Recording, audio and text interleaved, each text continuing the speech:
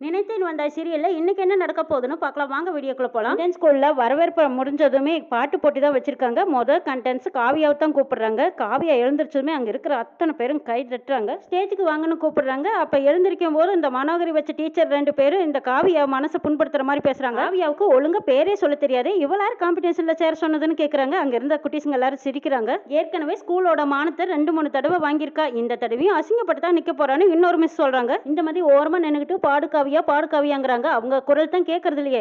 இந்த பக்கமா சுடரும் சொல்றாங்க காவியா பாடு தைரியமா பாடு அப்படின்னு சப்போர்ட் பண்றாங்க. இந்த பக்கமா குட்டீஸுங்களும் கீழே வந்துரு காவியா கீழே வந்துருன்னு கூப்பிடுறாங்க. காவியாவுக்கு எதுவுமே புரியாம பித்து பிடிச்ச மாதிரி அந்த இடத்துக்கு புதிர் கட்டி நிக்கிறாங்க. காவியா பாடுன்னு போய் சுடர் கிட்ட நிக்கிறாங்க. அந்த இடத்துக்கு இந்து கூப்பிடுறாங்க. இங்க வாங்குறாங்க.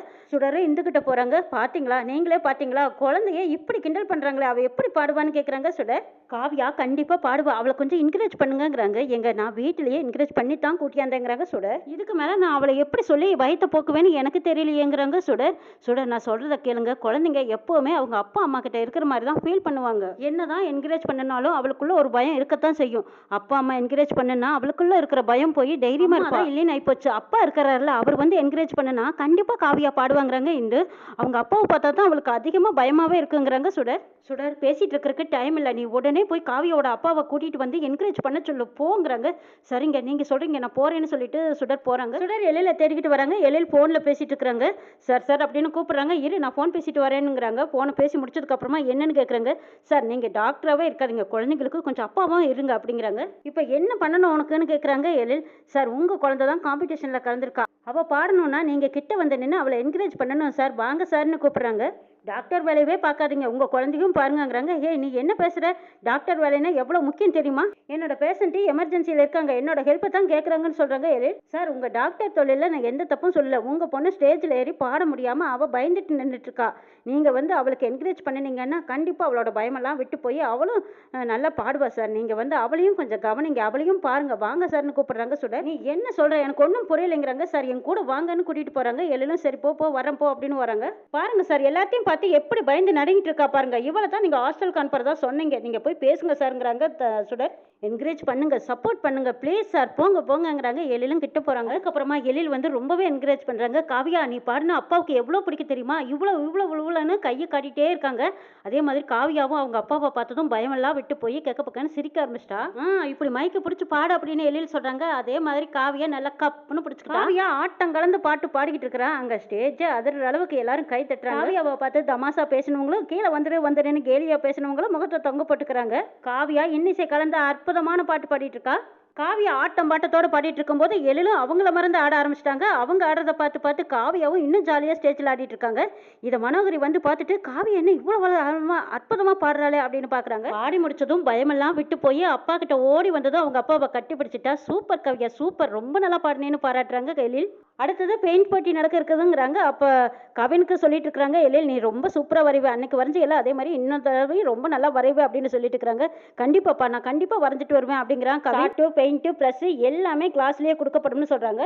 ஒருவேளை அதிகமாக ப்ரெஸ்ஸோ பெயிண்ட்டோ ஏதாவது கேட்டால் அதெல்லாம் கொடுக்கப்படாதுன்னு வேற சொல்லிடுறாங்க. கவின் நீ வரைகிறத பற்றி யோசிக்கவே கூடாது. நீ ஒரு நல்ல ஆர்டிஸ்ட். நீ கண்டிப்பாக நல்லா வரைவே அப்படின்னு எழில் நல்ல ஊக்கமாக சொல்லி அவனுக்கு நல்ல அட்வைஸ் பண்ணுறாங்க. கண்டிப்பாக டாடி நீங்கள் சொல்கிற மாதிரி நீங்கள் நினைக்கிற மாதிரி நான் தான் கண்டிப்பாக ஜெயிப்பேன். நான் நல்லா வரைவேன் டாடின்னு சொல்லிட்டு போகிறாங்க. கவின் நீ கண்டிப்பாக நல்லா வரைவா ஆல் த பெஸ்ட் சொல்கிறாங்க சுடர்.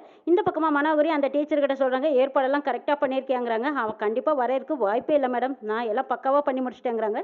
சரி இப்போ ஸ்டூடெண்ட்ஸ் மட்டும் உள்ளே வாங்கங்கிறாங்க. எல்லா ஸ்டூடெண்ட்ஸும் போய் உட்காடுறாங்க. அவங்கவுங்க இடத்துல அவங்கவுங்க சாட்டெல்லாம் பெயிண்ட்டு எல்லாமே வச்சிருக்கிறாங்க. கவின் போய் உட்காந்த இடத்துல அவங்களுக்கும் சாட்டெல்லாம் ரெடியாக இருக்குது. பிரித்து பார்க்குறான் வெறும் பெயிண்ட்டாக கொட்டி கிடக்கு. ட்ரெஸ்ஸை உடச்சி வச்சுருக்காங்க. பெயிண்ட் எல்லாம் காலியாக இருக்குது. அந்த சாட்டில் கண்டபடி பெயிண்ட்டை கொட்டி வச்சுருக்காங்க. இதை பார்த்துட்டு கவின் எதுவுமே பண்ணாமல் உட்காந்துருக்கிறத அந்த பக்கமாக ஜன்னல் வழியாக சுடர் பார்க்குறாங்க. பார்த்துட்டு என்னது எல்லாரும் வரைகிறாங்க கவின் மட்டும் ஏன் அப்படியே உட்காந்துருக்கான் அப்படின்னு சொல்லிட்டு சுடர் யாரையும் யோசிக்கல கிளாஸ்க்குள்ளே ஓடுறாங்க. என்னாச்சு கவின்னு போய் கேட்குறாங்க. அங்கே மிஸ் ஓடி வந்து மேடம் நீங்கள் எந்த ஒரு ஹெல்ப்பும் பண்ணக்கூடாதுங்கிறாங்க. என்னங்க சாட்டெல்லாம் ஒரே பெயிண்டாக இருக்குது நீங்கள் கொடுக்கும்போதே இப்படி கொடுத்துருக்கீங்களாங்கிறாங்க. அப்படியெல்லாம் கிடையாது எல்லாத்துக்கும் ஒரே மாதிரி தான் கொடுத்துருக்கோன்னு சொல்லிடுறாங்க. அந்த மிஸ் ரூல்ஸை கேட்டீங்கல்ல எங்களால எல்லாம் எதுவுமே அரேஞ்ச் பண்ண முடியாதுன்னு சொல்லிடுறாங்க அந்த டீச்சர். சுடர் உடனே வெளியில் ஓடி வராங்க. என்னாச்சு சுடர்னு எழில் கேட்குறாங்க. கவினோட சாட்டில் வெறும் இங்கா இருக்குது அதை மாற்றி கொடுக்க சொல்லி சொன்னால் அவங்க மாற்ற முடியாதுன்னு சொல்கிறாங்களேங்கிறாங்க. அப்படியா இருங்க நான் போய் பேசி பார்க்குறேன்னு எழில் உள்ளே போகிறாங்க. இந்த மாதிரி சுடரை கூப்பிடுறாங்க. ஐயோ டிராயிங் பண்ணாமல் இருக்கான் கவின் இருங்க நான் வந்துடுறேங்கிறாங்க. அதுக்கு தான் நான் சொல்கிறேன் கொஞ்சம் இருங்க அப்படின்னு சொல்லிட்டு இந்த மாதிரி ரகசியமாக சுடர்கிட்ட சொல்கிறேன். நான் சொன்னதெல்லாம் கேட்டுதா சீக்கிரமா போ, அங்க கவின் வேற ஃபீல் பண்ணிட்டு இருக்கிறான், போ சுடர் அப்படின்னு இந்துமதி அவசரமா அனுப்பி வைக்கிறாங்க. சுடரும் ஓடுறாங்க. எழில முடிஞ்ச வரைக்கும் டீச்சர் கிட்ட வேற ஒரு ஷாட் கொடுங்கன்னு போராடிட்டு இருக்காங்க. சார் சொன்னா புரிஞ்சுக்கோங்க சார், கரன்ஸ் பண்ணிட்டு ரூல்ஸ் எல்லாம் மாத்த மாட்டாங்கன்னு சொல்றாங்க. சுடர் போனதும் கவின் கிட்ட தைரியமா சொல்றாங்க, சாட்ல பெயிண்ட் கொட்டிக்கிறத பத்தி நீ கவலையே படாத. வரையறவங்களுக்கு பெயிண்ட், சாட்டு, பிரஸ் எல்லாமே முக்கியம் தான். ஆனா அதை விட முக்கியம் உன்னோட கான்சென்ட்ரேஷன் தான் முக்கியம். அதை நீ எப்பவுமே விட்டுறக்கூடாது. பிரஸ் தானே உடைஞ்சிருக்கு, உன்னோட நம்பிக்கையை உடையலையே, நம்பிக்கையை விட்டுறாத. உன் மனசுல ஏதாவது ஒண்ணு தோணும், உன் மனசுல என்ன தோணுதோ அதை வர அப்படின்னு சுடர் தைரியமா சொல்லிட்டு இருக்காங்க. இந்த பக்கமா இவ என்ன போய் குட்டியை குழப்பிக்கிட்டு இருக்கிறாளேன்னு மனோகரி கேட்கறாங்க. மேடம் நீங்க நினைச்சுதான் ஜெயிக்கும், கண்டிப்பா அவனால எதையுமே வரைய முடியாது அந்த சாட்லிங்கிறாங்க டீச்சர். நம்பிக்கை உடையில பெயிண்ட், பிரஸ் இதெல்லாம் தேவைங்கிறதே கிடையாது. ஒரு ஓவியனுக்கு அவன் என்ன நினைக்கிறானோ அதை அப்படியே மனசுல பதிஞ்சதை வரைய இருக்கு. இதோ கைவிரல் இருந்தா கூட போதும், உன்னால உன் கைவிரலாலேயே ஓவியம் வரைய முடியும். உங்க அப்பா உன்னோட டேலண்ட்டை பாக்குறதுக்காகவே வந்திருக்காரு, அவருக்காகவே நீ கண்டிப்பா வரைஞ்சாகணும். இந்த சாட்ல இத்தனை கலர் இருக்குதுல்ல, இதுல ஏதோ ஒண்ணு சொல்லுது, நல்லா கவனிச்சு பாரு, கண்ணை மூடி யோசி, உனக்கு என்ன தோணுதோ அதை நீ வர கவின், கமான், கண்டிப்பா உன்னால வரைய முடியும், வர கவின் அப்படின்னு சொல்ல சொல்ல கவின்குள்ள ஒரு உணர்வு வருது. கவின் ஒரு நிமிஷம் கண்ணை மூடி அமைதியா உட்கார்றான். அப்ப அவங்க அம்மா முகம், இந்துமதியோட முகம் தான் ஞாபகத்துக்கு வருது. அந்த இந்துமதி முகத்தை நினைச்சு பார்த்ததும் அவ்வளோ ஒரு சந்தோஷ முகத்துல கவினுக்கு. கவின் அப்படி என்னதான் நினைச்சிருப்பான் அப்படின்னு அங்க இருக்கிற மனோகரியும் சரி, டீச்சரும் சரி, எழிலும் சரி, எல்லாருமே ஒரு ஆச்சரியமா பார்த்துட்டு இருக்காங்க. இந்துமதி மட்டும் அவ்வளவு சந்தோஷமா அந்த பக்கமா நினைச்சு சிரிக்கிறாங்க. சுடர் கண்டிப்பா இவனால முடியும் அப்படின்னு எதிர்பார்த்துட்டு இருக்காங்க. கவின் கண்ணை முழிக்கிறான். கண்ணை முழிச்சதுமே அவனோட கையை பார்க்கறான். கையை பார்த்ததும் அதுவே ஃப்ரெஷ்ஷாக பயன்படுத்தி அவ்வளோ ஒரு அழகாக மனசில் பட்டதை அப்படி வரைஞ்சிக்கிட்டே இருக்கான். கவின் வரைய ஆரம்பிச்சதுமே அப்பாடா எப்படியோ வெற்றிப்படி ஏற்றி விட்டாச்சு அப்படின்னு நினச்சிக்கிட்டு சுடர் வெளியில ஓடுறாங்க. எங்க போற, அவன் வரைகிறத பார்க்காம நீ எங்கேயும் போறிய அப்படின்னு சொல்றாங்க. இந்து அவன் எப்படியும் வரைஞ்சு ஜெயிச்சிருவான், நான் போய் அபிக்கு ஃபேஷன் ட்ரெஸ் எல்லாம் ரெடி பண்ணணும், அவன் ஃபேஷன் ஷோவில் கலந்துருக்கானா அதை போய் பார்க்கணுன்ட்டு போறாங்க. எல்லாரும் வரைஞ்சு முடிச்சிடுறாங்க. எல்லாரும் வரைஞ்சதை அவங்கவுங்க இடத்துலயே வச்சிருங்கிறாங்க. டீச்சர் போய் அங்க ஒவ்வொருத்தர் டிராயிங்கா பாக்குறாங்க. டீச்சர் பாராட்டுறாங்க, அவங்கவுங்க திறமைக்கு ஏற்ற மாதிரி எல்லாருமே நல்லா டிராயிங் வரைஞ்சிருக்கீங்க.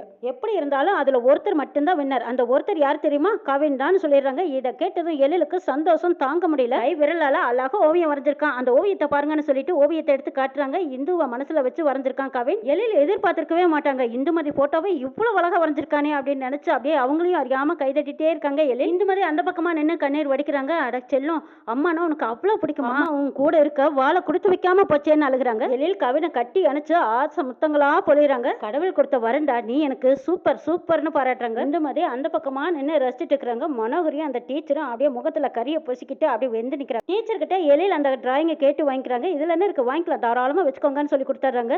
கவின் இதுல ஒரு ஆட்டோகிராஃப் போடுங்கிறாங்க. அப்படின்னும் அப்பவே அவங்க அப்பாவுக்காக ஆட்டோகிராஃப் போட ஆரம்பிச்சிட்டாரு. எழிலுக்கு அளவில்லாத சந்தோஷம். இந்த மாதிரி அந்த பக்கமா நின்று பெருமையா மகனையும் அப்பாவையும் பாக்குறாங்க. இந்த போட்டோவை சுடர் பார்த்தாங்கன்னா சில கேள்விக்கு விடை கிடைக்க வாய்ப்பு இருக்கு. என்ன நடக்குதுன்னு பார்க்கலாம்.